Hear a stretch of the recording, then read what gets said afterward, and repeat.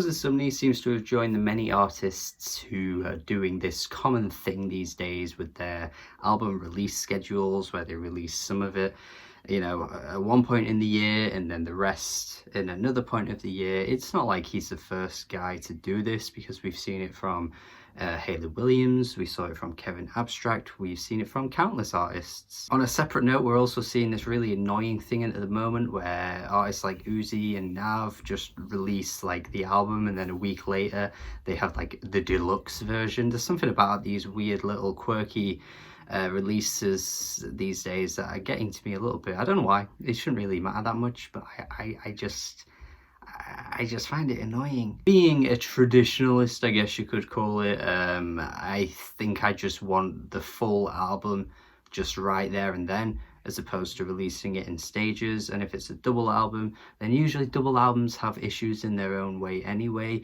And I think what Moses Sumney is suffering from this album here is the lack of like sonic diversity across the whole thing.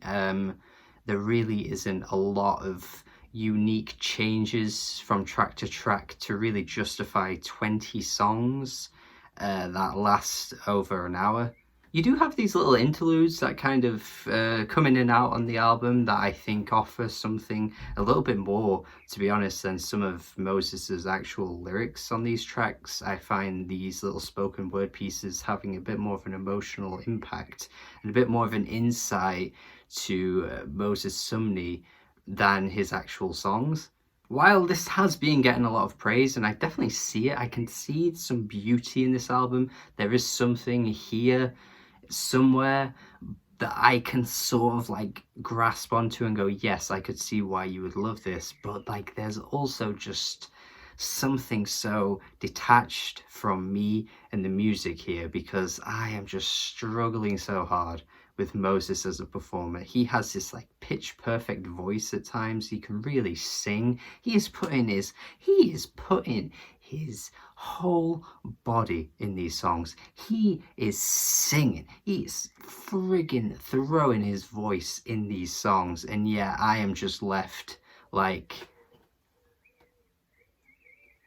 he really is the example, like the epitome, the go-to artist, I think, to point at and say, you can have an amazing voice, you can have these wonderful vocals, but if that's all you've got and you're not bringing much else to the table, then your music isn't really enjoyable. And that is just exactly how I feel about this album. He sings pretty much most of the time, or quite a lot of these tracks he's singing in a falsetto voice, which I think at this point I've kind of come to terms with the fact that it isn't really the most engaging way to sing. I think generally if you sing in falsetto often, there is just very little to be able to like chew on. I don't know what it is, but like the emotional impact that you could bring in your songs kind of gets flattened. Tracks like Color has a really pretty instrumental, but like Moses just really does so little to captivate me with his voice, and same with Gargarin as well. Like I'm just not being tickled by what he's doing here.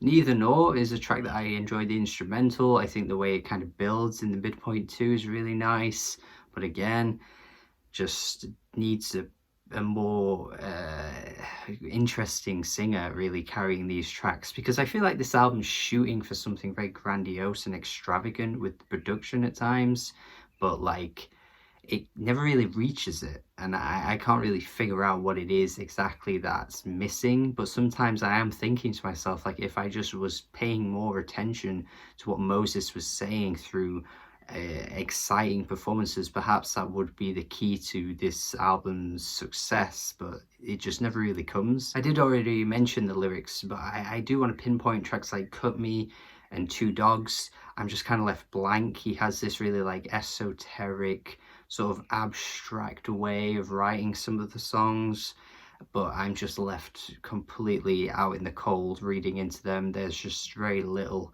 to take away, honestly. There's a lot of meaning to it, I imagine, from his end. You know, these tracks probably mean so much to him, but I'm just not really getting that listening to them. The two highlights though are easily Polly for me. Polly specifically is the highlight of the album, but as well as that, I do want to mention Me in 20 Years. I think that's a really good track too. Not only is that the vocal performances noticeably different on these tracks, especially Polly, where he is just raw in this track. He's singing in a bit more of a deeper voice.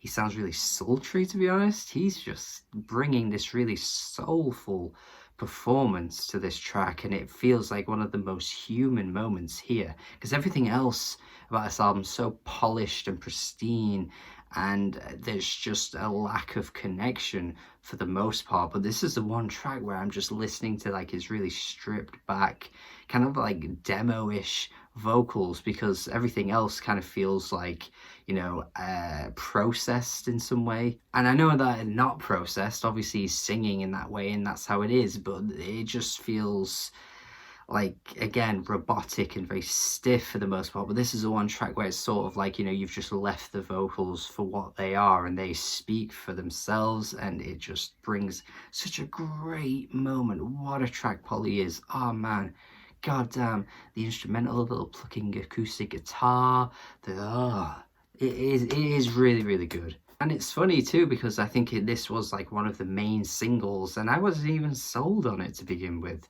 But here we are, like having to listen to the album multiple times. I'm like, yeah, this actually is the one track that feels the most impactful for me. Oneohtrix Point never has production credits on Me in 20 Years, so perhaps that's kind of a bit of an obvious as to why I do like this track as much as I do. He's a really strong producer, of course, and it brings this really weird atmospheric trip-hop feel to the track too, which I'm quite surprised with when the track comes on, because it just does differ from many of the other previous songs. I should also mention as well that this does actually come in like the second disc, the second half of this double album, which again, to me, I don't know, maybe I'm just not as invested in the lyrics here as I would be if I liked the album, but it really doesn't feel like there's that much of a drastic change between this first side and then the second side. I don't know. But I do like this track mostly lyrically as well. One of the stronger moments on the album for the lyrics, I think, just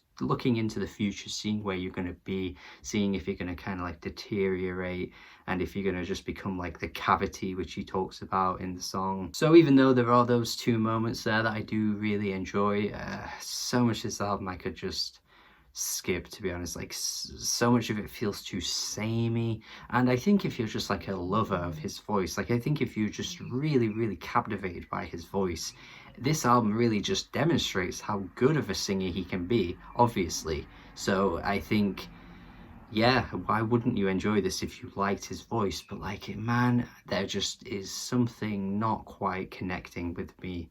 I do think it doesn't land as like this extravagant piece of grandiose music that I think it's attempting to aim for most of the time, but I think I see the appeal, and I think if you're like a lover of his voice, like I've said, then you would surely be a lover of this album. I just personally think it's like a 5 out of 10, but you know, I think there is something to find here. There's something in this music that I think you could definitely grab onto, but it just isn't hitting. It really does rely far too heavily on one thing, and I think that one thing being his voice, and I personally just need more in my music. I mean, there are artists where that is subverted. I mean, Ichiko Aoba is one for an example there, but yeah, like I say, if you're not even like grabbing onto that one thing that's carrying an album, yeah, you're not gonna dig it, so it's not really that much of a surprise here. But let me know your thoughts. I'd love to hear what you think. Thank you for watching my review. Have a good day, subscribe, and goodbye.